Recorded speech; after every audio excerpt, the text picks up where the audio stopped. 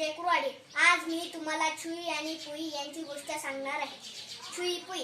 छुई आणि पुई खास मैत्रिणी होत्या. दोघी एकत्र खेळत असत. दिवसभर स्वयंपाकघरात दंगामस्ती करत आणि रात्र होतात आत पेटीत लपून झोपून जात. असे काही दिवस गेले. त्या दोघीच शिल्लक राहिल्या होत्या. घाबरल्या होत्या. उद्या त्यांच्यापैकी एकीला जळावे लागणार होते. छुई म्हणाली, आधी मी जळणार. पुई म्हणाली, नाही, आधी मी जळणार. असे म्हणून पुई आत निघून गेली.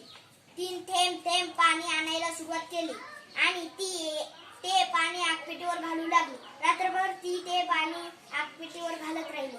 सकाळ झाली तेवढ्यात कोणीतरी आत आले. आगपेटी उचलली. पुईला बाहेर काढले, पण पुई जळलीच नाही. आगपेटी ओली झाली होती. आगपेटी आणि गाडीला कोपऱ्यात टाकून दिले गेले. हे पाहून पुईला आनंद झाला. छुई तिच्या गळ्यात पडली. दुसऱ्या दिवशी तिथे एक लायटर आला.